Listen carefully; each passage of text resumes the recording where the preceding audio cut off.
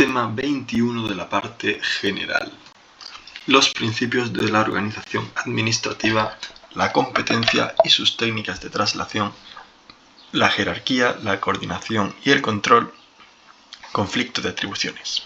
Bueno, pues empezamos hablando de los principios de la organización administrativa, y es que cuando hablamos de principios de la actuación de la administración pública, hacemos referencia al resultado que se produce cuando la organización administrativa se contempla desde el punto de vista del derecho. La doctrina clasifica los principios en esenciales y accidentales, siendo los primeros aquellos de competencia, jerarquía, coordinación y desconcentración, que son los esenciales: competencia, jerarquía, coordinación y desconcentración. Y luego los accidentales son la uniformidad, variedad, generalidad y especialidad. Entonces, ¿en qué se diferencia? Bueno, la diferencia radica en que los esenciales no pueden faltar en ninguna organización y los demás son simples modos peculiares de organización que matizan la estructura.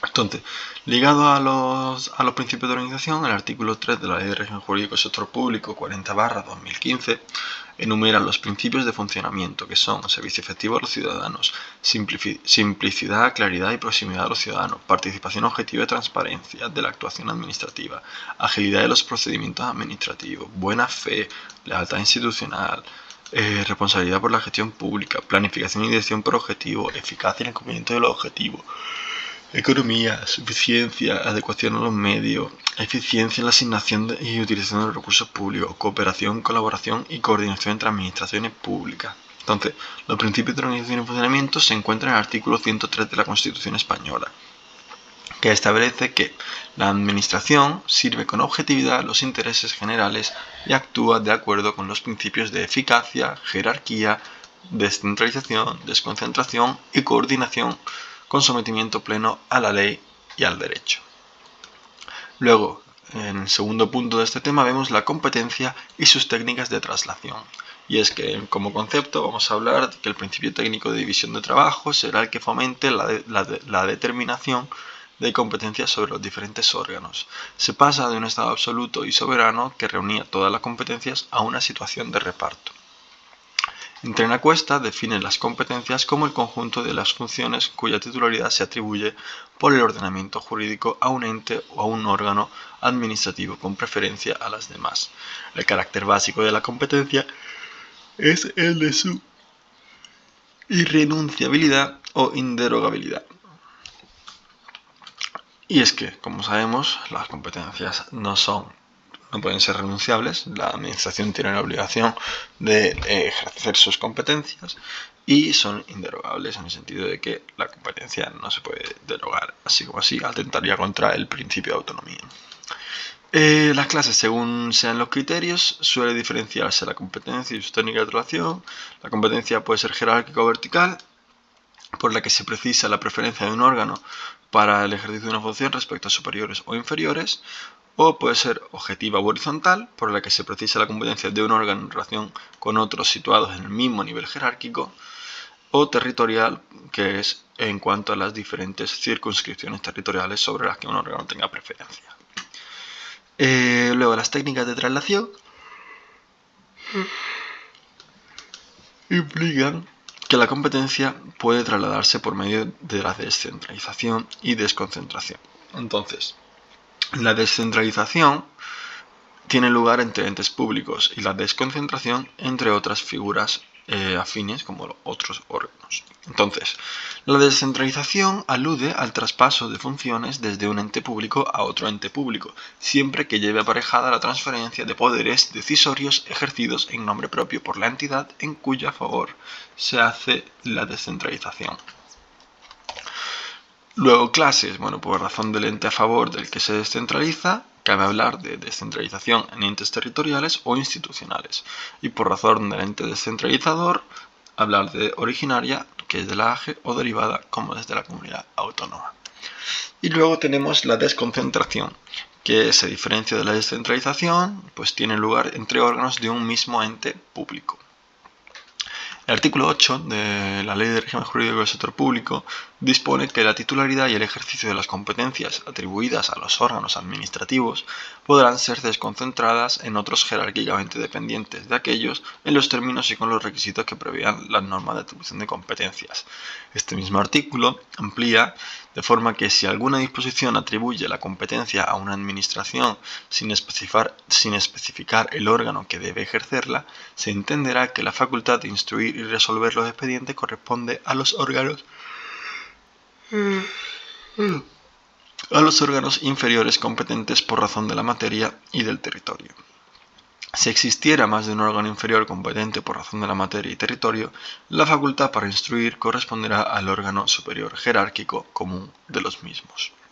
Por tanto, la desconcentración es un fenómeno en virtud del cual se transfieren competencias de órganos superiores a órganos inferiores dentro de la misma organización personificada. Como puede comprenderse, la esencia de la desconcentración radica en evitar el exceso de competencias de los órganos superiores a la vez que se produce un acercamiento de la administración a los administrados, con objetivo de mejorar la eficacia y repartir la carga burocrática. Por tanto, la desconcentración se va a caracterizar por lo siguiente, y es que afecta tanto a la titularidad como al ejercicio de las competencias. Puede llevarse a cabo entre órganos jerárquicamente dependientes y en sentido descendente.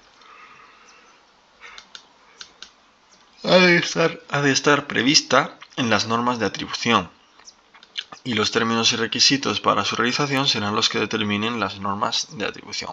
En definitiva, en la desconcentración, los órganos inferiores asumen como propias y bajo su responsabilidad determinadas competencias hasta entonces asignadas a órganos superiores, mientras que con la y también la desconcentración debe realizarse por una norma jurídica o reglamentaria y no por un mero acto administrativo del órgano superior. Las clases de traslación de desconcentración puede ser desconcentración horizontal o vertical, siendo la horizontal cuando un órgano central se desconcentra en otro central y la vertical cuando pasa de uno central a uno periférico.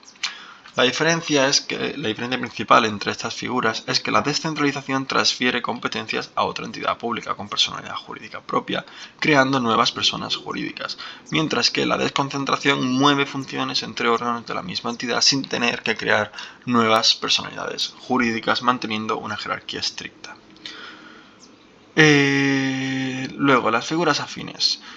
Dentro de estas técnicas de traslación, las figuras afines dicen que la desconcentración supone un cambio de titularidad y en el ejercicio de la competencia desconcentrada, pero existen otras técnicas por las que se traslada solamente el ejercicio de la competencia sin la titularidad. Y aquí hablamos de la delegación de competencias, la avocación de competencias, la encomienda de gestión, la delegación de firma y la suplencia. Entonces, en la delegación de competencias vamos a ver que el fin que se persigue es conseguir una mayor flexibilidad, de forma que la Ley de Régimen Jurídico del Sector Público regula la delegación de competencias en su artículo 9, de forma que los órganos de las diferentes administraciones públicas podrán delegar el ejercicio de las competencias que tengan atribuidas en otros órganos de la misma administración, aun cuando no sean jerárquicamente dependientes. De esta forma, la delegación se origina por un acto voluntario del órgano titular que solo produce una atribución del ejercicio y no la titularidad que continúa siendo del delegante. Además, no se exige que entre delegante y delegado exista una jerarquía inmediata, basta que sea superior al delegado. La misma ley, en su mismo artículo, admite la delegación con gran amplitud, excluyendo las competencias relativas a asuntos referidos a la jefatura del Estado, presidencia del Gobierno, Cortes Generales, presidencia del Consejo de Gobierno de las Comunidades Autónomas y Asamblea Legislativa de las Comunidades Autónomas. Adopción de disposiciones de carácter general, resolución de recursos de un órgano administrativo que haya utilizado los actos objeto del recurso o materias en las que se determine por una norma con rango de ley. Asimismo, de la propia naturaleza de esta figura se desprende que, salvo autorización expresa de una ley, tampoco son delegables las competencias ejercidas por delegación.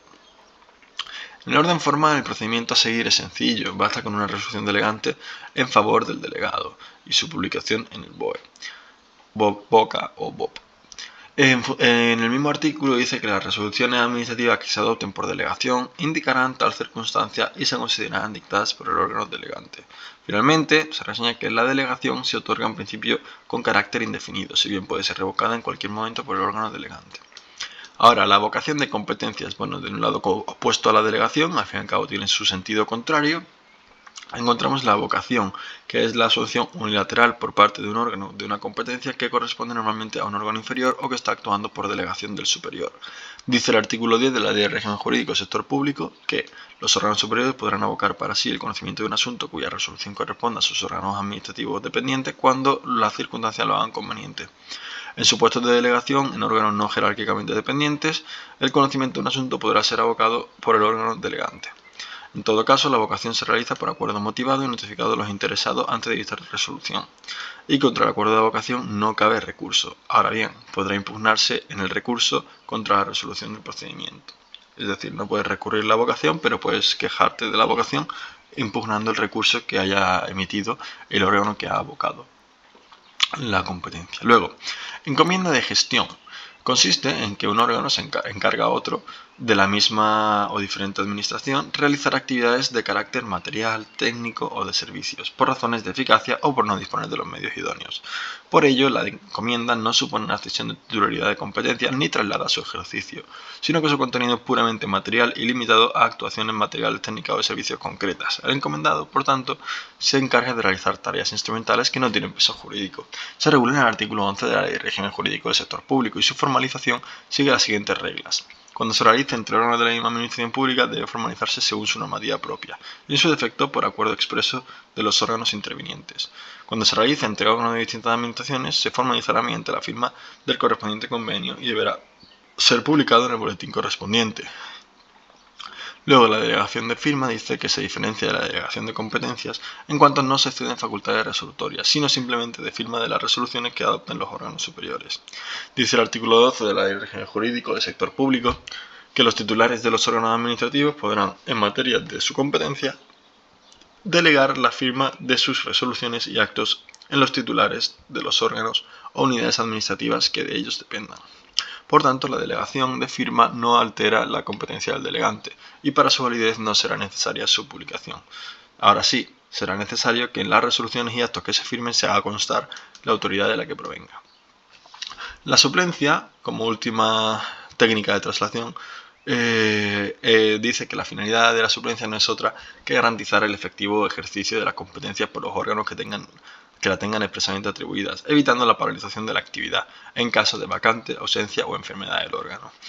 El artículo 13 de la Ley de Régimen Jurídico del Sector Público dice que podrán ser suplidos temporalmente los titulares de los órganos, o sea que los órganos de los órganos administrativos, y si no se designa al suplente, la competencia se ejercerá por quien designe el órgano administrativo inmediato superior de quien dependa.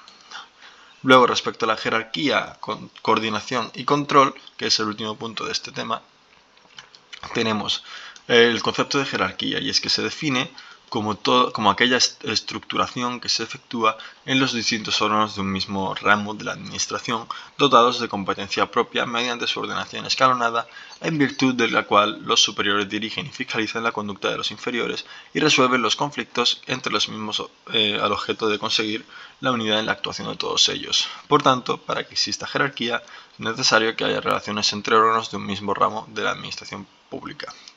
Para hablar de jerarquía, será necesario que los órganos que se contemplan tengan una esfera de competencia propia. Luego, las potestades que surgen de esta relación: dirección, impulsar y fiscalizar a los inferiores, dictar órdenes, inspeccionar, nombrar a los inferiores, resolver sus conflictos, anular o reformar sus actos o incluso sancionar a los inferiores.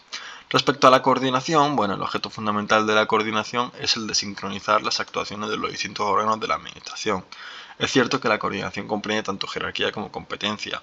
Ahora bien, si el principio de jerarquía establece una delimitación en coordinación de las actuaciones, el de coordinación se refiere a las relaciones necesarias de complementariedad que deben existir entre órganos de distintos ramos de la administración pública. Como sabemos, la jerarquía era del mismo ramo, en este de distintos ramos, entre órganos que no tiene por qué existir relación jerárquica. La jerarquía hemos visto que sí que tiene que haber diferentes rangos. Entonces, el principio de coordinación trata de evitar superposiciones y fricciones entre competencias de órganos no jerarquizados. Se plasma en diversos textos legales y destacan, por ejemplo, el artículo 98 de la Constitución, por el que el presidente dirige la acción del gobierno y coordina las funciones de los demás miembros; el artículo 54 de la Constitución, por el que el delegado de gobierno de la comunidad autónoma dirigirá la AGE en el territorio de la comunidad autónoma y la coordinará; y algunos preceptos más de la Ley de Régimen Jurídico del Sector Público, que bueno, nos vamos a saltar porque llevamos ya un rato de este tema.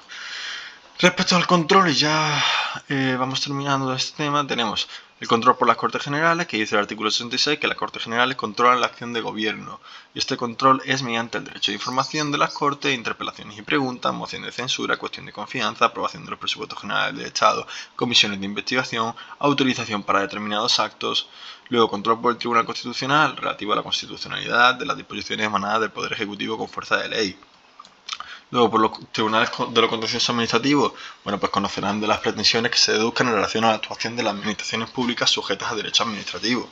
Luego, por el defensor del pueblo, bueno, como es el alto comisionado de las Cortes Generales, supervisa la actividad de la administración en defensa de los derechos del título primero de la Constitución.